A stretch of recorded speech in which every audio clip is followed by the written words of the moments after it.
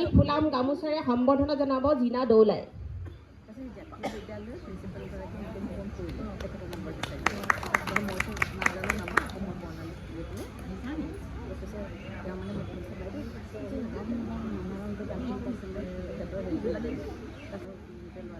ইয়াত এটা চমু ভাষণ দিবলৈ অনুৰোধ জনালোঁ।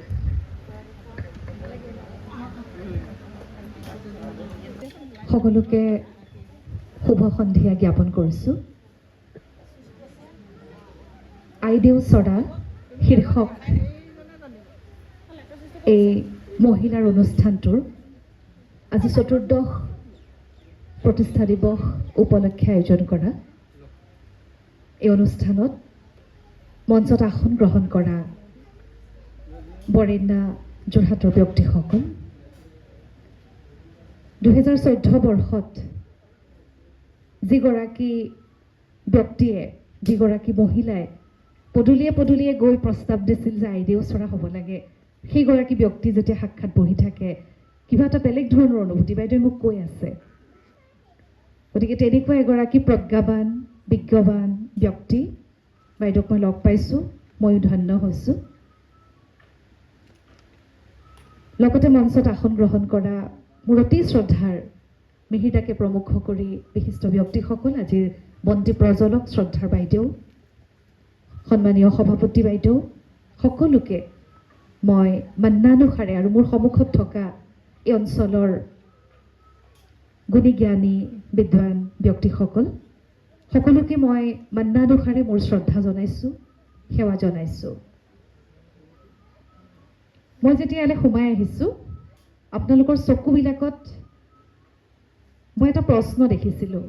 প্ৰশ্নটো ইমান অকণমানি ছোৱালী এজনী, আৰু এই অভিজ্ঞতাটো মোৰ খুব সঘনাই হোৱা এটা অভিজ্ঞতা। একেবাৰে সঁচা কথা যে বয়স, অভিজ্ঞতা আৰু জ্ঞান এই আটাইকেইটাতে মই আপোনালোকতকৈ একেবাৰে নিহিকিন। মই কেৱল ভাষা সাহিত্যৰ এগৰাকী ছাত্ৰী। মই নিজক শিক্ষকতকৈ ছাত্ৰ বুলি কৈ ভাল পাওঁ, আৰু আজীৱন শিকাৰ মানসিকতাৰেহে আচলতে মই আপোনাসৱৰ কাষলৈ আহোঁ। বিশ্ববিদ্যালয়ৰ জীৱনৰ ব্যস্ততাৰ মাজত মোৰ অকণমানি সন্তানটো মই লৈয়ে আহিছোঁ। আপোনালোকে দেখিছে সন্তানক দিব লগা সময়খিনি কেতিয়াবা কাৰোবাৰ মৰম আৰু ভালপোৱাৰ তাগিদাত আচলতে ৰাইজক দিব লগা হয়, আৰু ঠিক তেনেকুৱা এটা তাগিদা পায়ে আজি মই আপোনালোকৰ কাষলৈ আহিছোঁ। সেই সৰু ছোৱালীজনী আপোনালোকক কিবা জনাবলৈ অহা নাই, আপোনালোকৰ লগত থাকি আপোনালোকৰ সান্নিধ্য সুবাসেৰে আচলতে মই নিজে কিবা এটা শিকিবলৈ আৰু এই সময়খিনি জীপাল কৰিবলৈ আহিছোঁ। আইদেউ চৰা সোমাই আহি যিটো নাম, আৰু মই গম পাইছোঁ যে বাইদেৱে নামটো দিছিলে, লগে লগে মোৰ মনত পৰিছে ৰূপকোঁৱৰ জ্যোতিপ্ৰসাদ আগৰৱালালৈ।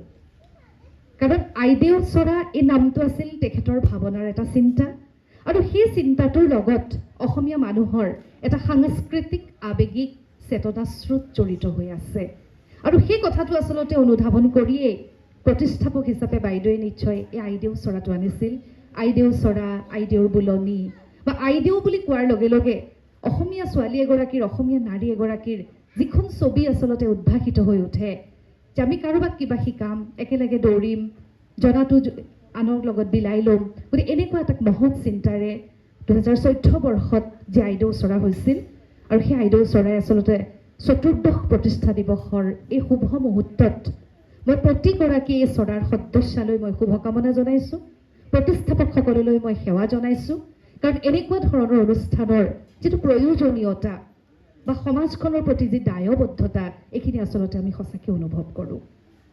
যি সময়ত গোটেই ভাৰতবৰ্ষত উইমেন ইণ্ডিয়ান এছ'চিয়েশ্যন প্ৰতিষ্ঠা হৈছিল 1926 চন, ভাৰতবৰ্ষই তেতিয়া স্বাধীনতা লাভ কৰা নাছিল। অসমীয়া হিচাপে গৌৰৱ অনুভৱ কৰোঁ যে ভাৰতবৰ্ষত উইমেন এছ'চিয়েশ্যন হৈছিলে 1926 চনত, কিন্তু অসমত সুযোগ্য অসমীয়া সন্তান চন্দ্ৰপ্ৰভা শইকীয়ানীৰ নেতৃত্বত অসম মহিলা সমিতি হৈছিলে 1917 চনত। গতিকে আমি কিমান আগবঢ়া চাওক, আপোনালোকে জানে এইবিলাক কথা যে 26 চনত ভাৰতৰ মহিলা একত্ৰিত হৈছিল, কিন্তু 17 চনত অসমত অসম মহিলা সমিতি হৈছিল, আৰু কুচকাৱাজ আৰম্ভ হৈছিল ডিব্ৰুগড় মহিলা সমিতিৰ বুকুত 1915 চনৰ পৰাই। গতিকে আমি সদায় আগবঢ়া, অসমৰ জীয়ৰী বোৱাৰী একত্ৰিত কৰিবৰ কাৰণে আমাৰ সমাজলৈ অহা প্ৰত্যাহ্বানবিলাক আমি দেখিছিলোঁ, কেনেকৈ ৰাজবালা দাস, কেনেকৈ চন্দ্ৰপ্ৰভা শইকীয়ানে দলিয়াই দিছিল। গতিকে আমি তেওঁলোকে যিখন সমাজ আচলতে আমাক দি থৈ গৈছে সেই সমাজৰ আমি অংশীদাৰ, আমি উত্তৰ পুৰুষ। তেওঁলোকে কৰা শ্ৰম, তেওঁলোকে কৰা কষ্টখিনি আমি কৰিব লগা হোৱা নাই, কিন্তু আমাৰ দায়িত্ব আৰু কৰ্তব্যবিলাক অকণমান বেলেগ। আমি যিটো যুগত আছোঁ, আপোনালোকক ইয়াত যিসকল আছে মই আগতেই কৈছোঁ যে আপোনালোকক কিবা ক'ব পৰা জোখাৰে প্ৰজ্ঞা বা জ্ঞানৰ অধিকাৰী মই নহয়, আপোনালোকে এইবিলাক কথা জানে। তথাপিও মোক যিহেতু আপোনালোকে মৰম দিয়ালে, মাতি আনিলে, মই ভাবি থকা কেইটামান কথাহে খুব চমুকৈ আপোনালোকৰ লগত ভবাই ল'ব বিচাৰিছোঁ। The vindication of the rights of women বুলি এখন বিখ্যাত গ্ৰন্থ আছে। গ্ৰন্থখন লিখিছিলে খুব আজিৰ পৰা কেইবাটাও শতিকাৰ আগতে পাশ্চাত্যৰ এগৰাকী বিখ্যাত নাৰীসকলক সংগঠিত কৰা মহিলা মেৰী ৱলষ্টনক্ৰাফ্ট। আমি নিশ্চয় মেৰী ৱলষ্টনক্ৰাফ্টৰ কথা জানো। মই ছাত্ৰীসকলকো, মই বিশেষকৈ মহিলা বিশ্ববিদ্যালয়ত কৰ্মৰত, গতিকে মই সেইফালৰ পৰাও নিজক অকণমান কথাবোৰ বেলেগ ধৰণেৰে চাবলৈ যত্ন কৰোঁ। যে আমি যেতিয়া ছাত্ৰীসকলৰ কাষলৈ যাওঁ, মই সদায় এটা কথা কওঁ বা বিভিন্ন অনুষ্ঠানলৈ গ'লে মই কওঁ, যিটো মই ভাবোঁ যে এটা সমাজলৈ বাৰ্তা যোৱা উচিত, আৰু আইদেউ চৰাই আচলতে তেনেধৰণৰ দায়িত্বই পালন কৰি আহিছে। যে মেৰী ৱলষ্টনক্ৰাফ্টে যিটো কথা কৈছিল যে নাৰীয়ে কেতিয়া মুক্তি লাভ কৰিব পাৰিব, অষ্টাদশ শতিকাত তেখেতে কোৱা কথাখিনি কিন্তু আজি একবিংশ শতিকাৰ তৃতীয় দশকতো অত্যন্ত প্ৰাসংগিক। তেখেতে যিটো নাৰী মুক্তিৰ প্ৰথম চৰ্ত দিছিল, সেই চৰ্তটো আছিল যে নাৰী শিক্ষিত হ'বই লাগিব। আৰু নাৰীৰ শিক্ষাৰ কাৰণে কিমান বেছি যুদ্ধ, কিমান বেছি প্ৰত্যাহ্বান সন্মুখীন হ'ব লগা হৈছিল, আমি যদি ইন্দিৰা মিৰিৰ জীৱন চাওঁ আমি গম পাম। আমি যদি সেই সময়ত নলিনীবালা দেৱীয়ে জীৱনৰ সমস্ত হতাশা জৰ্জৰিত হোৱাৰ পাছত সেই সময় সাপেক্ষত কি ধৰণেৰে উপনিষদীয় চিন্তাৰে অসমীয়া সাহিত্যক আগবঢ়াই নিছিল, সেয়া যদি চাওঁ আমি গম পাম। বা তেনেকুৱা ধৰণৰ দুই এক মহিলাক বাদ দি গণতান্ত্ৰিক বা কল্যাণকামী ৰাষ্ট্ৰ এখনত নাৰীয়ে মুকলিকে সহশিক্ষাৰ মাজলৈ যোৱাৰ যিবিলাক কথা, সেইখিনি আমি ইতিমধ্যে পাইছোঁ। সেইখিনি আমাৰ দলিল হিচাপে, আমাৰ ইতিহাস হিচাপে বিভিন্ন গ্ৰন্থত, বিভিন্ন প্ৰবন্ধত আচলতে সংৰচনা হৈ আছে। কিন্তু তাৰ পাছলৈ আহি যে নাৰী কেৱল ধাত্ৰী শিক্ষাৰে শিক্ষিত হ'লে নহ'ব। আমাৰ এতিয়াও কিন্তু ক'ৰবাত মানসিকতা আছে, সকলোৰে নহয়, ক'ৰবাত কিন্তু আছে। আজি ৰাষ্ট্ৰপ্ৰধানজন আমাৰ মহিলা, কিন্তু শব্দটো কওঁতে আমি ৰাষ্ট্ৰপতি শব্দটোহে অসমীয়াত ক'ব লগা হয়। তাৰমানে কেতিয়াও ভবাই হোৱা নাছিল যে কেতিয়াবা ৰাষ্ট্ৰপতিৰ আসনখনলৈ এগৰাকী নাৰী যাব পাৰিব। সেইকাৰণে তাৰ কোনো অসমীয়া পৰিভাষাই নাই। শেহতীয়াকৈ বাৰু আমি কিছুমান শব্দ কৰি লৈছোঁ। তাৰমানে নিৰ্মাণ হওঁতেই আমাৰ সেই ধৰণেৰে নিৰ্মাণ হৈছে। গতিকে এতিয়াৰ যিটো সময়, এতিয়াৰ সময়খিনিত কিন্তু আমি কথাবিলাক অকণমান বেলেগ ধৰণে চাব লাগিব। এতিয়াও মই কৈছোঁ যে অসম মহিলা বিশ্ববিদ্যালয়ৰ বিভিন্ন বিভাগত ছাত্ৰীৰ যিমান নামভৰ্তি থাকে, কম্পিউটাৰ এণ্ড ইনফৰ্মেশ্যন ছায়েন্সত ছাত্ৰীৰ সংখ্যা কম। এতিয়াও ক'ৰবাত, এতিয়াও একবিংশ শতিকাত যেতিয়া অপাৰেশ্যন সেন্দুৰতো মহিলাই অন্তৰ্ভুক্ত হৈ আছে, যেতিয়া আজি আমি নাছাৰ বিভিন্ন বিজ্ঞানীসকলৰ মাজত সমানুপাতিক হিচাপত মহিলাৰে অংশীদাৰ বেছিকৈ পাওঁ, মহিলাই গৈ সকলো কাম কৰিব পাৰিছে, পৰ্বতো আৰোহণ কৰিছে, চন্দ্ৰলৈও গৈছে, সকলো কৰি আছে, ৰাষ্ট্ৰও চলাই আছে। কিন্তু এই গোটেই কথাবিলাক কিন্তু সাৰ্বজনীন হৈ উঠা নাই। আৰু সাৰ্বজনীন নোহোৱাৰ কাৰণেই এতিয়াও কিন্তু কম্পিউটাৰ ছায়েন্স ক'ৰবাত পুৰুষৰ বা ল'ৰাৰ বিষয় হৈ আছে। এতিয়াও কিন্তু ক'ৰবাত ঘৰত বাল্বটো যেতিয়া ফিউজ হয়, চিলিণ্ডাৰটো যেতিয়া সলাব লগা হয়, মাকে কিন্তু বৰ সুন্দৰকৈ মাতি আনে, বাবা আহাচোন চিলিণ্ডাৰটো সলাই দিয়া। ছোৱালীজনী যদি দাঁতকৈ ডাঙৰো হয়, তুমি ছোৱালী ৰ'বাচোন।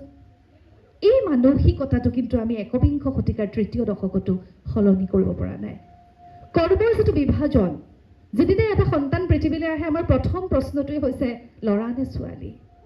এই যে ল'ৰা নে ছোৱালী আপাত দৃষ্টিত এটা খুব সাধাৰণ প্ৰশ্ন, কিন্তু এই প্ৰশ্নটোৰ পৰাই আচলতে আৰম্ভ হয় সকলো ধৰণৰ বিভাজন।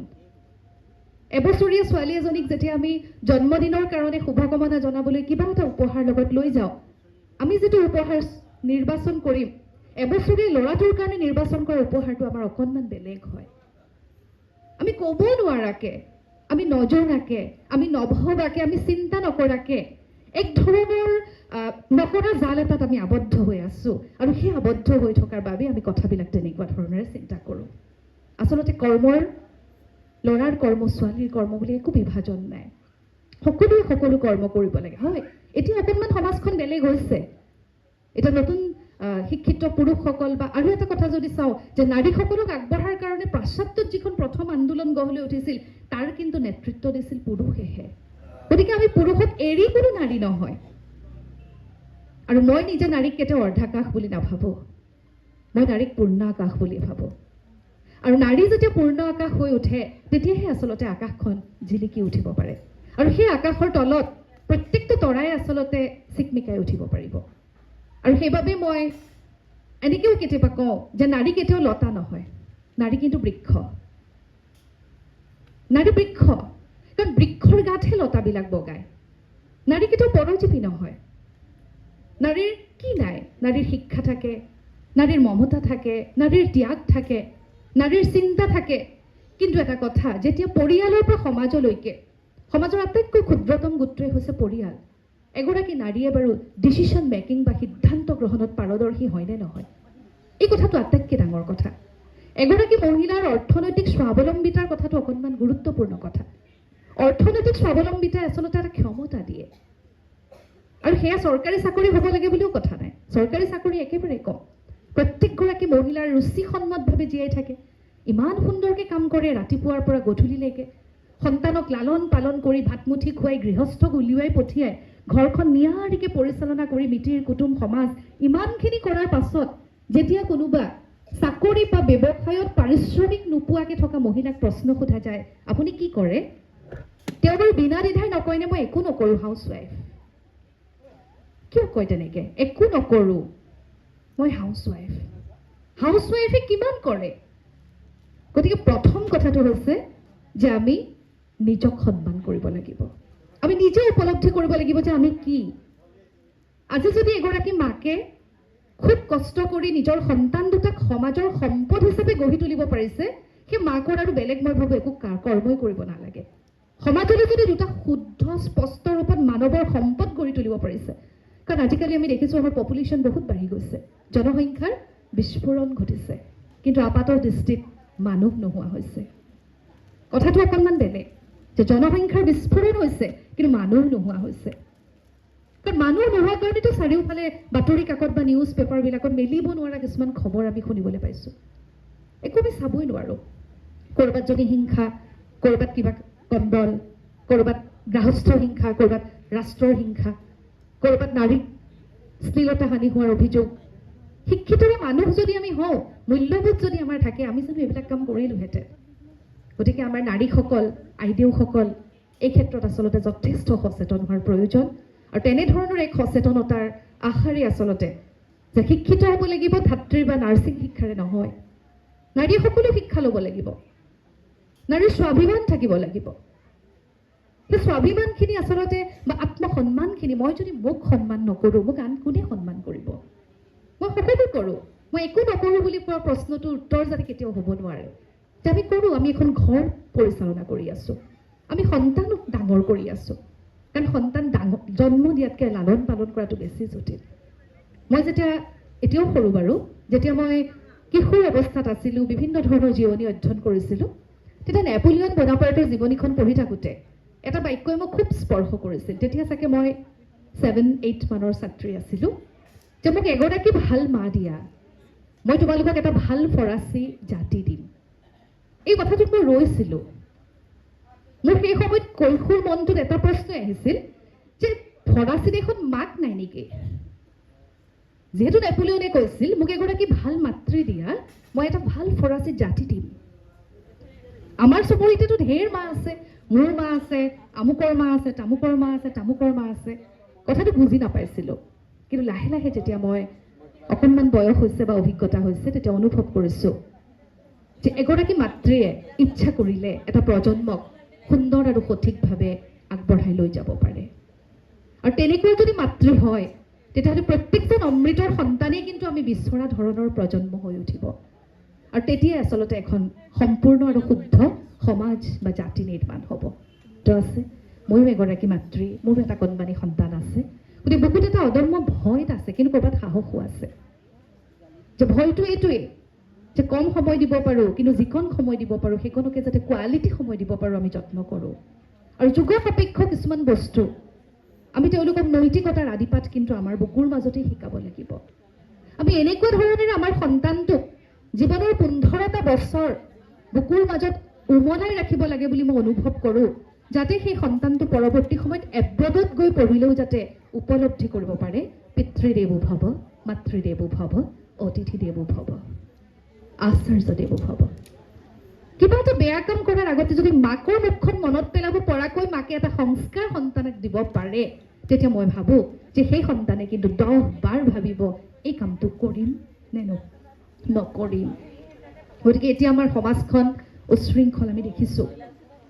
চাৰিওফালে কিন্তু আমি নিবিচৰা কিছুমান খবৰহে আমি বেছিকৈ পাওঁ, কিন্তু তাৰ মাজতো মই যথেষ্ট আশাবাদী। বহুত সেউজীয়া মনৰ ল'ৰা ছোৱালী লগ পাওঁ। তেওঁলোকৰ সেই সেউজীয়া মনবিলাকে বহুত সৃষ্টিশীল কৰ্মত তেওঁলোকক জড়িত হৈ থকা দেখোঁ। আৰু তেওঁলোকক লৈয়ে আচলতে আমি ভাবোঁ যে পৃথিৱীখন যে আজিও বৰ্তি আছে, এই এচাম ভাল মানুহ। এই যে 14 চনতে বাইদেৱে ভাবিলে যে আইদেউ চৰা হ'ব লাগে, এই লিচুবাৰী অঞ্চলৰ মহিলাসকলৰ মাজত থকা ৰুচিবিলাক, তেওঁলোকৰ চিন্তাবিলাক যে বিলাই ল'ব লাগে, আৰু বিলাই লোৱাৰ পাছত এই যে সমাজ উত্তৰণত এক ধৰণৰ নিৰ্ণায়ক ভূমিকা ল'ব পাৰে, এনেকুৱা ধৰণৰ সাংগঠনিক কথাবিলাকে আচলতে মহিলাক উজ্জীৱিত কৰি তুলিব পাৰে। গতিকে নাৰীক মই সদায় বৃক্ষ বুলি ভাবোঁ, আৰু আটাইতকৈ ডাঙৰ কথাটোৱে হৈছে সেয়া মমতাৰ বৃক্ষ। কাৰণ মমতাৰে সৈতে, মৰমেৰে সৈতে আচলতে আমি, আমাৰ বিহু গীততো আছে নহয় যে হাতীটো পলাবলৈও পাৰি, কিহেৰে পাৰি? মৰমেৰে পাৰি। বলিয়া হাতীকো বলাব পাৰোঁ মই বুলি কৈছে। কিহেৰে পাৰোঁ আমি? বস কিহেৰে কৰিব পাৰোঁ? মৰমেৰে আমি সকলোকে বস কৰিব পাৰোঁ। গতিকে মই ভাবোঁ যে মাকৰ যি মমতা, এই মমতাই আচলতে সন্তানবিলাকক একসূত্ৰিতাৰে সৈতে বান্ধি ৰাখিব পাৰে, আৰু এই মমতাৰে আচলতে বিশ্ব জয় কৰিব পাৰে। কাৰণ আমি মাদাৰ টেৰেছাৰ কথা জানো। মাদাৰ টেৰেছাই নিজৰ গৰ্ভত সন্তান জন্ম দি কেতিয়াও মাক হোৱা নাই, তেওঁৰ এটাও সন্তান নাই নিজৰ গৰ্ভজাত, কিন্তু তেওঁ বিশ্ববাসীৰ মা হৈছে। গতিকে সন্তান জন্ম নিদিয়াকৈও আমি মা হ'ব পাৰোঁ। গতিকে এই মা হোৱাৰ যিখিনি কোৱালিটি, যিখিনি গুণ, সেইখিনি যদি আমি আয়ত্ব কৰিব পাৰোঁ, আমি যদি উত্তৰ প্ৰজন্মক সঠিক বাটেৰে সৈতে লৈ যাব পাৰোঁ, তেতিয়াহ'লে আচলতে এই আইদেউ চৰাৰ নিচিনা অনুষ্ঠানবিলাক, যিবিলাক আচলতে তেতিয়াই আৰম্ভ হৈছিল, এইখিনিক আমি এটা মাত্ৰা বা এটা গতি প্ৰদান কৰিব পাৰোঁ। নাৰী স্বাৱলম্বিতাৰ কথা কৈছোঁ। ইমানখিনি হোৱাৰ পাছতো কিন্তু মই মেৰী ওলষ্টনক্ৰাফ্টৰ প্ৰসংগটো এই কাৰণেই আনিছিলোঁ যে নাৰী ইমানখিনি হোৱাৰ পাছতো নাৰী সদায় হাঁহিমুখীয়া হ'ব লাগে। হাঁহিমুখীয়া মহিলা এগৰাকীয়ে নিজৰ সুখী ৰখাৰ লগতে কিন্তু আন 10 গৰাকী মহিলাকো সেই সুখখিনি বিয়পাই দিব পাৰে। গতিকে মই আগতেই কৈছোঁ যে মই বহু কথাৰে আপোনালোকক আমনি নিদিওঁ। মোৰ নিৰ্ধাৰিত সময়ো মই আচলতে আগতে সুধিবলৈ নহ'ল। কথা কৈ থকাটো এটা অভ্যাস। মাইক্ৰফোন পালে আমি কথা কৈয়ে যাওঁ অনৰ্গল। কথা কৈয়ে কোৱাটোৱে আচলতে আমাৰ বৃত্তি। গতিকে কথা কৈও ভাল পাওঁ। বহুত বেছি কথা নকওঁ। আপোনালোকৰ এই আইদেউ চৰাৰ যি সপোন, সেই সপোন সমাজমুখী হওক, এই সপোন সৃষ্টিশীল হওক। আপোনালোকৰ চিন্তাবিলাকে লিচুবাৰী অঞ্চলতে সীমাবদ্ধ হৈ নাথাকি অসমৰ বা ভাৰতবৰ্ষৰ বিভিন্ন ঠাইলৈ, বা আমাৰ গাঁৱে ভূঞে যিসকল মহিলা আছে, তেওঁলোকৰ কাষলৈ আপোনালোক ওলাই যাওক। আপোনালোকে তেওঁলোকক সমৃদ্ধ কৰক। কাৰণ এতিয়াও এনেকুৱা বহু মহিলা আছে যি একো বুজি নাপায়, যাৰ জীৱনচৰ্যা আপোনালোকে দেখিব ক্ষেত্ৰ অধ্যয়ন কৰিলে তেওঁলোকে একো উপলব্ধি কৰিব পৰা নাই। তেওঁলোক যে নাৰী, তেওঁলোকে সেই কথাটো অনুধাৱন কৰিব পৰা নাই। তেওঁলোক কাৰোবাৰ হাতৰ চাবিৰ পুতলাৰ নিচিনাকৈ কেৱল কাম কৰিছে, আৰু বিনিময়ত তেওঁলোকে কিন্তু একো কৰি পোৱা নাই নিজৰ ইচ্ছামতে, বা নিজৰ ইচ্ছা অনিচ্ছা বুলিও যে কিবা এটা কথা থাকিব পাৰে, সেই কথাবিলাক তেওঁলোকৰ উপলব্ধিলৈকো অহা নাই। গতিকে ইয়াত আমি আজি যিসকল মহিলা সমবেত হৈছোঁ বা যিসকল পুৰুষ আছোঁ, আমি আচলতে কথাবোৰ জানোৱেই। আমাক আচলতে কথাবিলাকৰ কাৰণে কোনো ধৰণৰ সজাগতা আৰু সচেতন কৰাৰ প্ৰয়োজন নাই। কিন্তু আমি যাব লাগিব কিছুমান গাঁৱৰ ঠাইলৈ। এনেকুৱা কিছুমান ঠাই আছে য'ত হয়তো গ্ৰাহস্থ হিংসাৰ কোনোবা বলি হৈ আছে।